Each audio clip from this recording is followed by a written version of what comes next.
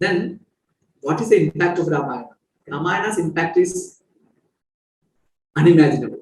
As I mentioned, everywhere Ramayana is quoted as an authority on scriptural matters, on rituals, on spiritual qualities, realization, all these things. And it has inspired many creative talents to write other works. Original Valmiki Ramayana inspired Tulsidasa to write Rāmāyaṇasaurabham. Then this is Brahmanda Purana. Who wrote Brahmanda Purana? Vyasa. He was inspired by Valmiki and he wrote Adhyatma Ramayana. And in Tamil, Kamba, the great Tamil poet, wrote Kamba Ramayana. In Bengal, the great poet Krittivasa wrote Krittivasa Ramayana. And in Telugu, that is Andhra Pradesh area, there is this Ranganatha Ramayana. And in Maharashtra, there is Bhavartha Ramayana. So many Ramayanas are in there. In Nepal, there is Nepali Ramayana. So, and as I mentioned, outside India also there are many Ramayanas. So the impact of Valmiki's Ramayana, Ramakatha was so much. And other poets, they wrote independent works. For example, Kalidasa wrote Raghuvamsha, a Mahakavya. I mentioned about it, one of the Pancha Mahakavyas of Sanskrit. And in Raghuvamsha, almost half the portion is on Rama's story only, because it's a king in the Raghu dynasty. So it is this Kalidasa's Raghuvamsha. The majority is Rama's story. Okay. There is a very beautiful work in the medieval Hindi poetry. The Tulsidasa's Ramayana also belonged to the medieval Hindi poetry. And after Tulsidasa's Ramayana, there was a beautiful work called Ramachandrika, written by Keshavadas. It's based on Ramayana, Ramachandrika. Then modern times, by the great national poet, Rashtrakavi, Maithili Charan book, he has written one book called Saket, which is Ramayana. And there is another great poet called Ayodhya Singh Upadhyay Harikaut. He wrote a work called Vaidehi Manavas, which is the section of Rama abandoning Sita in the forest. He took that section, that is Uttara Ramayana, and wrote a poem, which is called Vaidehi Manavas. And in this way, there are many dramas. Anartharatva, then there is written by Murari, then there is Prasanna Raghava, then by the great Hasa, he has written Pradima Nadaga. Then in Kerala, there was a great poet called Shakti Bhadra who wrote Ashadya Chudamani. So, innumerable works are there on Rama's story. So, the Ramakatha's impact or influence on Indian literature is so much. And you can see these dramas are there. Ramalila, which is very popular in North India, is based on Tulsidasa's Ramayana. Rama's story is enacted on very big stadiums, in stadiums, in big grounds, fields. Rama's story is enacted. And in Kerala, there is a art form called Ramakatha. This puppet show. The story is Ramayana only. There are many art forms. And if you come to music, majority of South Indian music is for Rama. Adratha Ramadasa is there, Tyagaraja is there. Then many composers wrote great pieces of music on the story of Rama. He said that some 24,000 works were written or poems were written by Tyagaraja and Rama. In the same way, music, in the music, there is the influence of Rama is very much. There is a beautiful composition by Tyagaraja, Ramakatha Sudharasa. He enjoys Ramakatha Sudharasa through his music.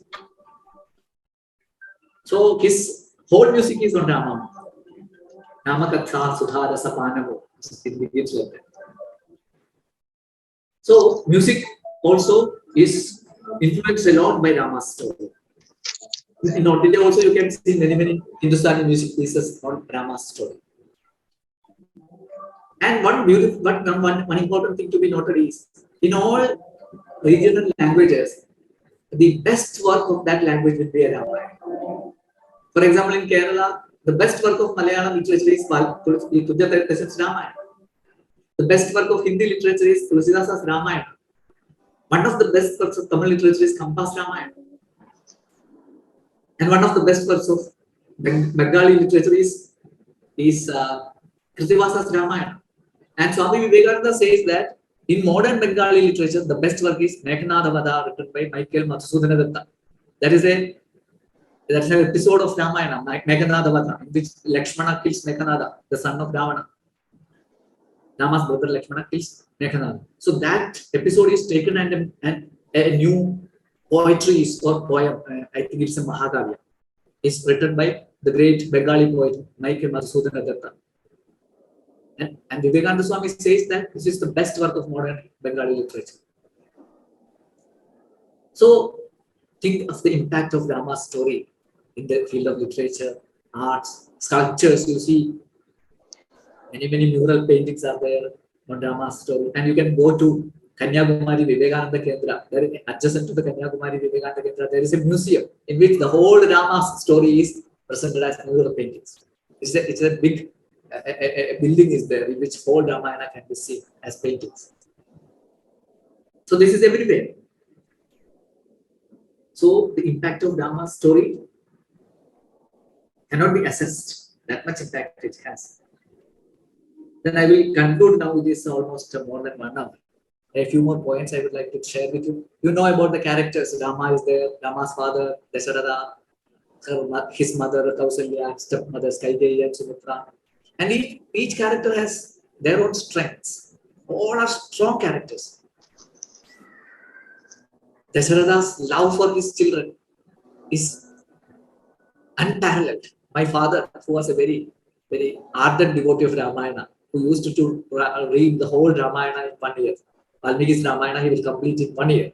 And every year after his retirement, for about 20 years, he used to complete the whole Valmiki Ramayana every year. In 11 months, he completes Valmiki's Ramayana, and in 1 month, Malayalam month, he reads Edhachan's Malayalam Ramayana. And he used to tell me, you find a parallel of Dasharatha in the whole literature for love towards his son. He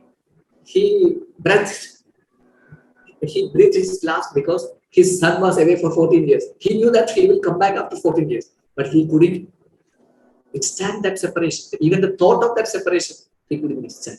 And because of that, he got liberation also. That's another thing. Because it was Lord himself who was born as his child. And Kausalya's character as a mother. And Kaigeyi's character, very strong character. And Sumitra instructs her son Lakshmana to go with Rama and protect and serve his elder brother. So Sumitra was not concerned about her son living with her in the palace. He asked his son Lakshmana that you go with Rama and serve him in the forest for the 14 years. And Sumitra says, consider Rama as your father Dasharatha. Consider Sita as your mother Sumitra, myself. Consider the forest as Ayodhya, the kingdom, and serve Rama. So, such a sacrifice from the side of Sumitra.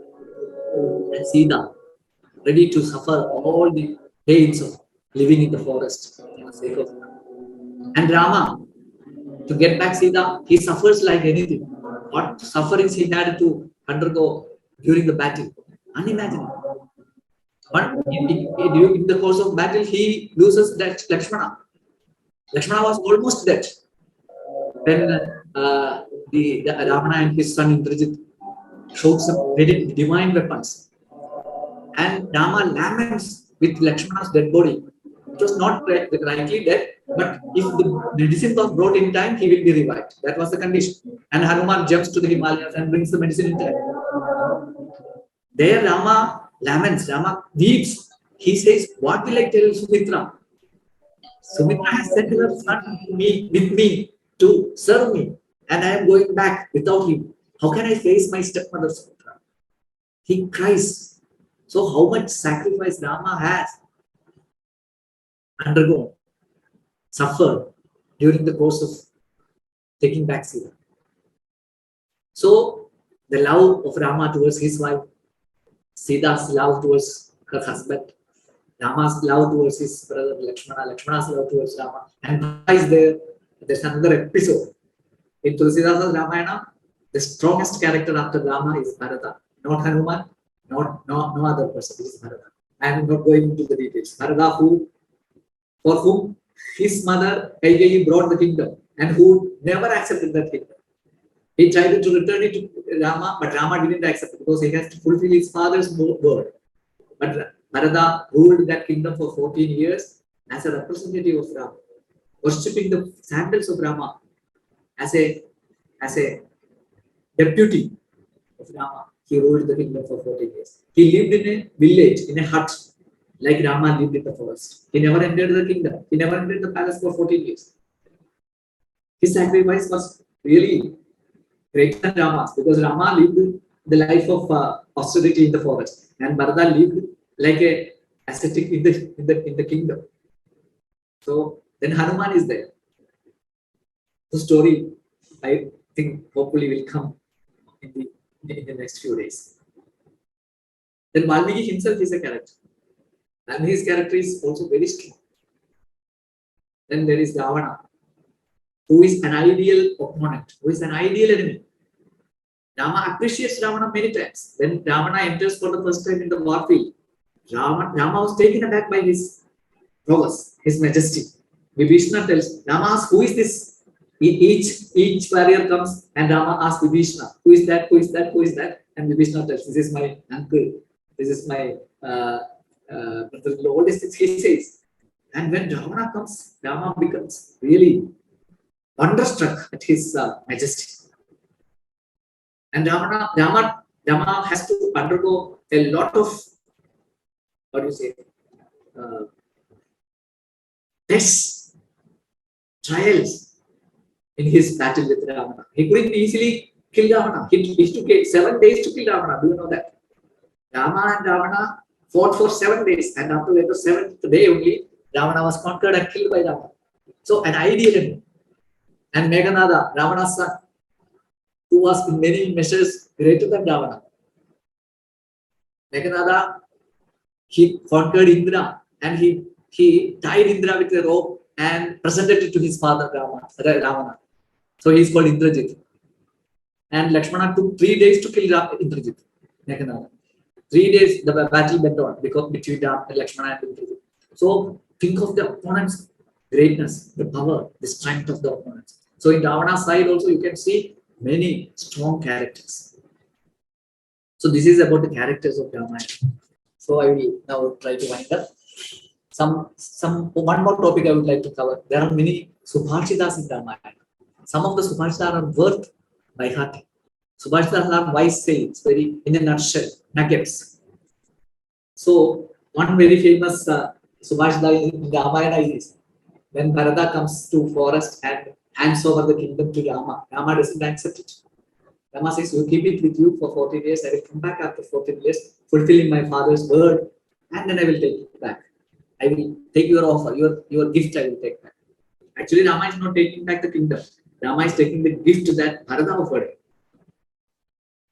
And there Rama says, Bharata, you don't be upset, because the nature of life is like that.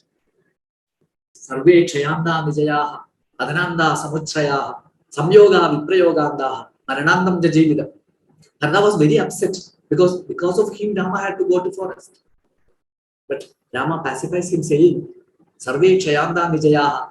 Bharata, all what do you say? Nijaya means acquisitions or achievements or collections are bound to decay, are bound to vanish. Sarve Kshayanda Vijaya. Agnanda Samutraya. Samutraya means heights achieved.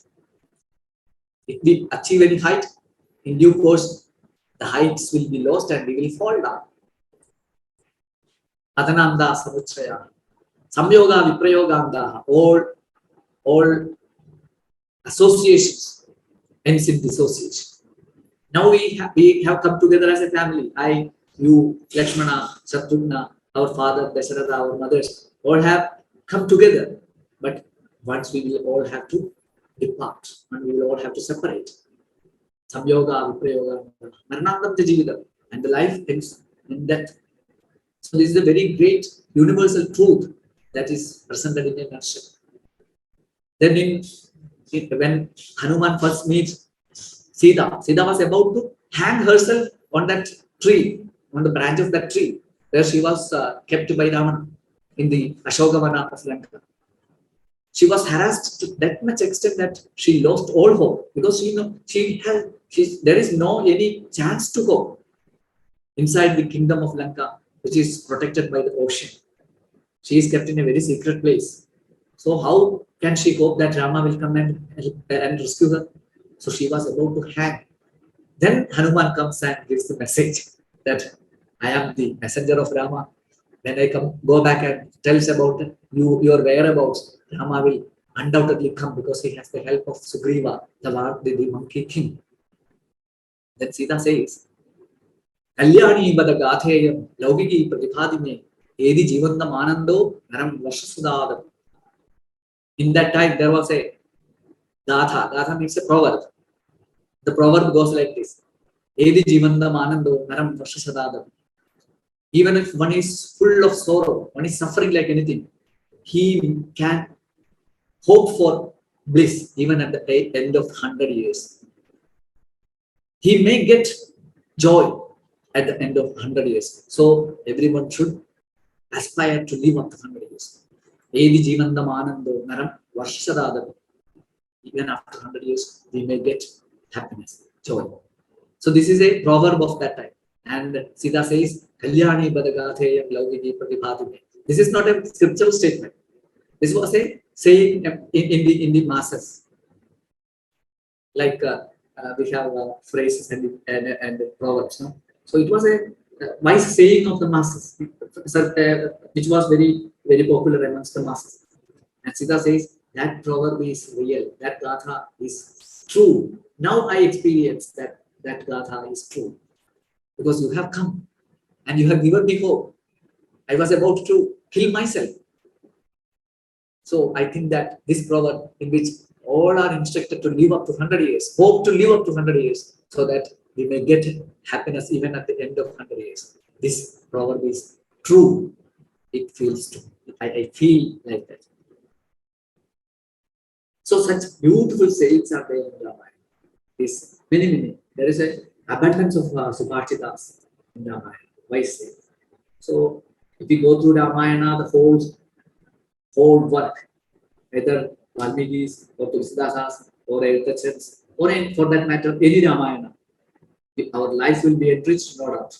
Now Amma has started talks on Ramayana by small kids. Amma has asked kids to come and deliver speeches on Ramayana, small speeches on Ramayana every day. So she is giving so much importance to Ramayana because it is a work that inspires us, that consoles us, that gives us hope, that motivates us, and above all, that leads us to the fulfillment of our human birth.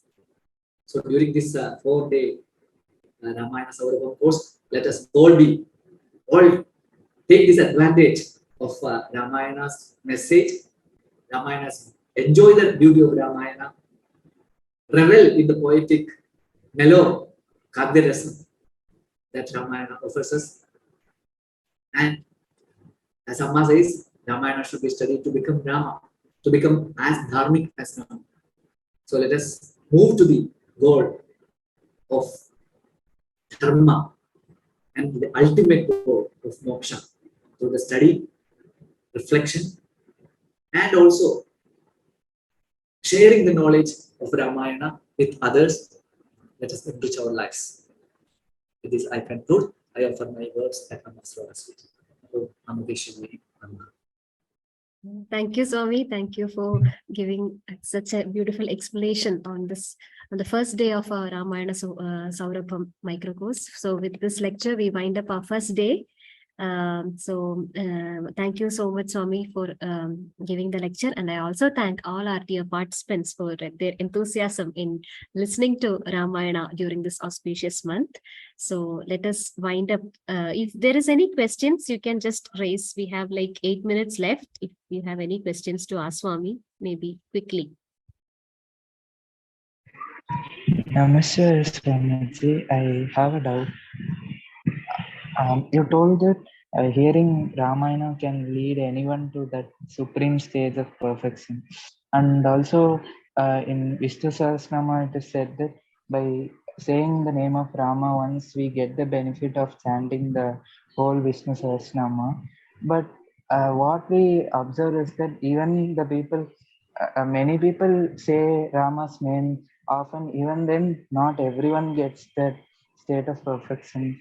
So, why is it so? We should know the value of Rama's name first.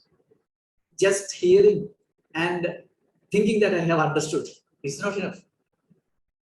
If we really understand the value of Rama's name and chant it, then rest assured that we will get moksha. But if you know the greatness of Rama's name, then chanting the Rama's name will be of the dimension itself gets changed. There is a uh, beautiful saying in Tulsidasa's Dohavali. Tulsidas has written many verses on Rama, like Ramjanamanas. Then many meters he has used and presented Ramayana. In Kavita, he has written Kavita Ramayana. In Bharavai, he has written Bharavai Ramayana. And in Gitas, in songs, he has written Ramayana. In Doha, he says, there is a book called Dohavali. In that book, he says, Jahan Ram tahan काम नहीं, जहाँ काम नहीं राम, कबहू की रह सको रवि रजनी इकट्ठा. He says, can sun and darkness reside at the same place? Ravi Rajani ikkatha. In the same place, can night and sun reside together? No. In the same way, Jaha Rama taha kama nahi. Where there is Rama, there is no greed or desires, unwanted desires. Jaha kama taha nahi Rama. If there are unwanted desires, greed, Rama cannot be there. So, imbibing Rama or following Rama's name or what do you say, resorting to Rama's name means all these things should be said, all these things should be renounced. There is a beautiful story told by Sri Ramakrishna Paramahansa. I don't know from which Ramayana he got it. Once Ravana has begged for many times to Sita that let her be his consort, and Sita never accepted. Then one of his followers tells or asks Ravana, why shouldn't you go to Sita in the guise of Rama and make her your wife? Then Ravana says, if I take the guise of Rama, then there cannot be any karma in me. Karma will naturally leave me if I take the guise of Rama. So, taking Rama's name should be with all the assisting or the auxiliaries. You have to take Rama's name. Rama's name should not be just on the tongue, it should be in the heart. It should be in the heart. There are many examples or proofs that Rama's name has saved. Kabir Das, he didn't believe in the avatara concept, all these things, but he had 100% faith in Rama's name. With Rama's name only, he realized the Supreme Being. He says in one of his doha, Kabir doha, there are famous dohas in Hindi. Rama nama ke patantare dene ko kuch nahi, kya le guru sandokhiye, chah raho man mahi, chaus raho man mahi. Guru gave him Rama's name. In return to this, Rama nama ke patantare dene ko kuch nahi. I have nothing to give back to the Guru. Kya de Guru sandokhiye, giving what in return the Guru will be pleased. This thought is still in my mind. He says there is nothing to be given back for the blessing that my Guru gave me to initiating me into Ramanama. And Bhadrajala Ramadas, who was imprisoned, he lived in 12 years in a prison. And he was chanting Rama's name all those times, and in the end, Rama came and rescued him from the jail, from the prison. And Papa Ramdas, you might have heard of Papa Ramdas, who was a realized soul from South Canada. His ashram is in the Kasaragod district of Kerala. The ashram's name is Anandasram. In Kaññanadu, you can see Anandasram, which was established by Papa Ramdas. He was a great master. And he realized by just chanting the name Om Shri Ram Jai Ram Jai Jai Ram. You read his autobiographical works. The first work is In Quest of God. The second work is In the Vision of God. And the third work is World is God. So these three works gives his autobiography. It is not actually an autobiography. His memories. It is like his memories and all this, but they are autobiographical works. And it is very clearly stated that he got realization just by chanting Rama's name. Reading that book itself is an experience. In Quest of God, many times you read, you will not be bored. Just by chanting Rama's name in a cave for maybe some 41 days or something like that. I exactly don't remember. He got the realization of this. So if we follow the rules that have to be followed by an upasaka of God's name, realization is rest assured. Just by calling Rama's name and doing all the things that we want, we will not be. But even that will help us in due course of time. Even if we chant Rama's name without full concentration, without following the rules of spiritual life, that will bring the samskara in our hearts. And gradually, maybe in the coming births, they will lead us to ultimate. This is what I have to say. There are texts in which Nama Upasana should be done. How should Nama Japa should be done. There is a famous book by Swami Shivananda of Divine Life Society, Japa Yoga. There he says how to do Japa Yoga. Even chanting without any concentration is good, but to get the full benefits, you have to follow the rules also. Just Amma says, just by taking the medicine 1 month will not be cured. One has to follow the diet also. In Ayurveda, we say, the Ayurvedic doctors say, Aushadha is not as important as Pathya. There's a beautiful saying in Ayurveda, Vinabi Bheshajai Vyathihi Pathyadeva Nivartate. Nadu Pathya Bhinasya Bheshajanam Sadairam. Vinabi Bheshajai Vyathihi Pathyadeva Nivartate. Even if you don't take the medicine, if you follow the discipline, the Pathya, the diet restrictions and all those things, the disease will be cured. Nadu Pathya Bhinanam Bheshajanam Sadairam. If the rules are not followed, the discipline, the diet, the restrictions and all those things are not followed, even the medicine will not relieve you from the disease. So Nama is the medicine, and taking medicine without Pathya will have some benefits, but the full benefit will be only if we follow the rules of spiritual life also.